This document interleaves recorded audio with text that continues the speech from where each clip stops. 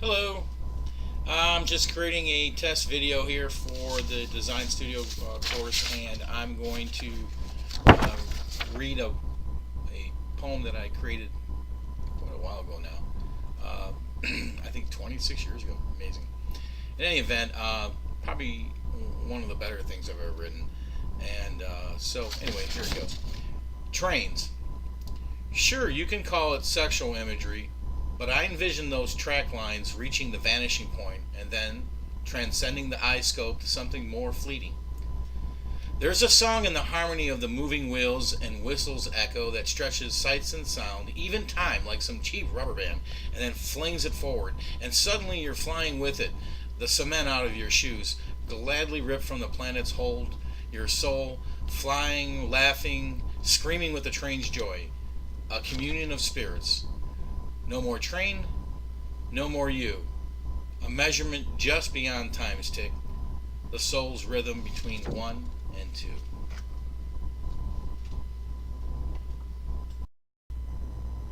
Okay, switching gears from my own poetry here to social studies, and specifically Martin Luther King's speech. I want to focus on the Aristotelian rhetoric that Martin Luther King used in his I Have a Dream speech. And there is a link on the initial handout that I put, which is from Texas A&M University, and you can look at that and see the three uses of ethos, pathos, and logos are ethics and morality, emotion and logic. And so I want you to take a look at that, and then what I'm going to ask you to do is take a look at this speech. It's 6 pages long.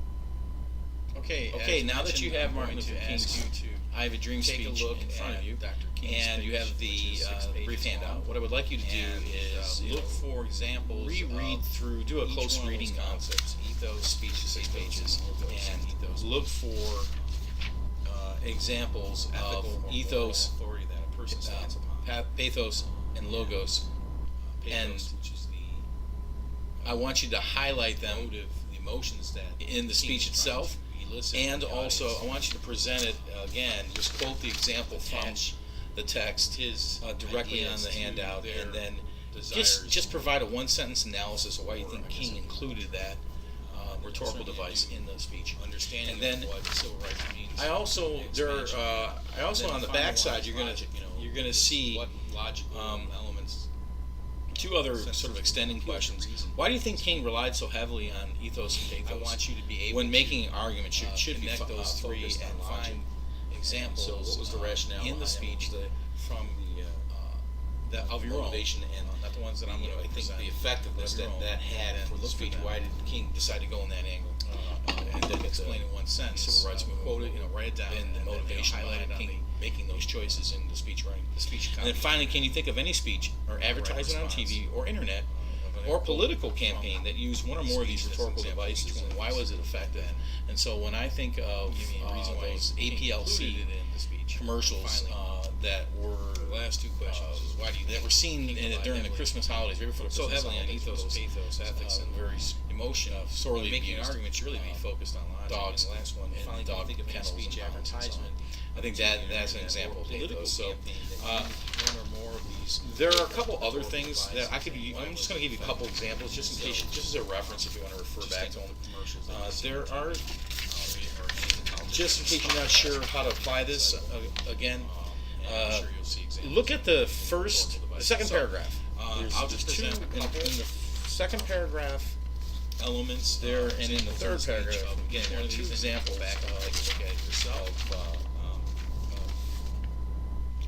morality or moral authority ethos being presented by Dr. King. The first one is when Dr. King makes a direct connection between Abraham Lincoln, where who he's standing in front of the statue at the Lincoln Memorial.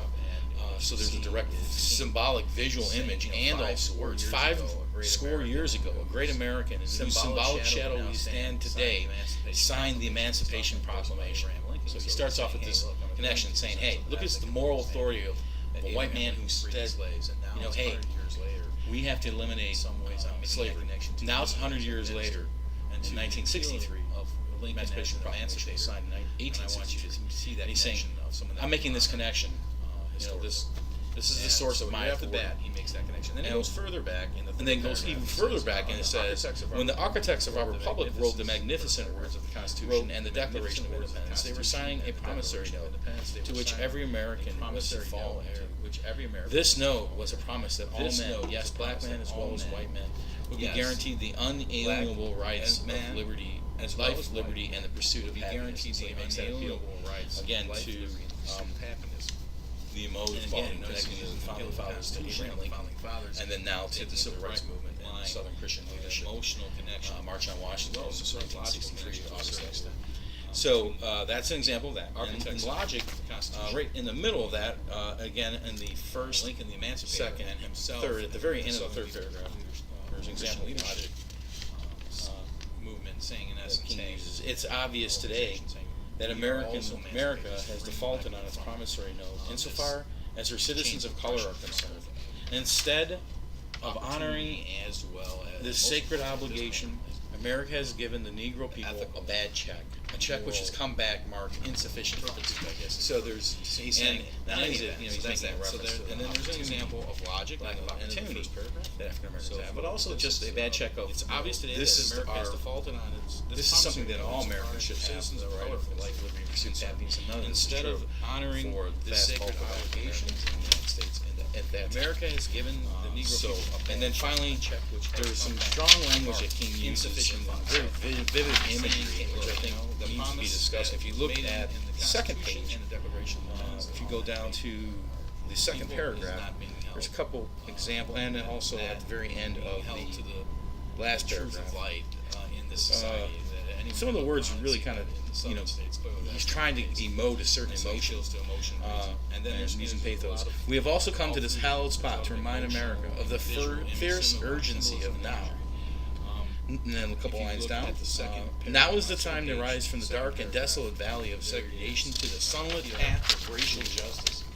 And so he makes emotion this of the pathos. appeal, saying of the- illumination we have of also the come to Enlightenment this in the hallowed 18th spot to century, remind saying, America of we the must fierce banish this urgency of now. forever, But this has happened. and enshrine laws to strident language. protect Now is the voting time rights to and rise from the equal dark and opportunities desolate and valley of liberties. segregation to the sunlit path These of racial African justice. And then finally at the end, So he's making this he sort of says there will be, saying it has he to uses a be couple strong eliminated. images. There in the needs last to be paragraph. these There will be things neither harkening rest back nor to tranquility enlightenment in America from until the fathers, Negro saying is we need to shine granted light on his this citizenship rights. eradicated from the land.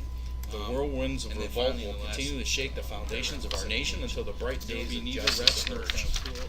And so again, that imagery of until the Negro is granted. there will be a his cloud hanging over the citizen United rights. States unless there is some Whirlwinds of revolt will continue to shake the equality foundation and of our nation equity until the bright in days the- of justice in emerge. the And so he's saying, hey, look, none of this transference is ever going of to disappear. We'll always be a original dark founding cloud fathers' Constitution until and the Bill of Rights and all those basic the African Americans liberties of equal opportunity, really other minorities as well, in equal the country are given justice under law the opportunity being presented to African Americans. And so participate in that's an voting example in a of fair way. pathos. And so again, like I said, you can look at these examples, but what I would like you to And do the opportunity is go to back have and life of peace, find and not my brotherhood examples, and so but on. present three other different examples, and justify equitable why standing King put it in there and what effect it had, legally and and then hopefully just answer those two extending questions about economic situation. how that applies to. And so he makes that appeal. Okay, why well, King that's it. used Take a look logic in his at the speech, and then speech, how highlight some things. you can that see are examples of speech, versatility, quotes, logic, justification, emotion, and questions, ethics, and we'll meet you in back in current this week.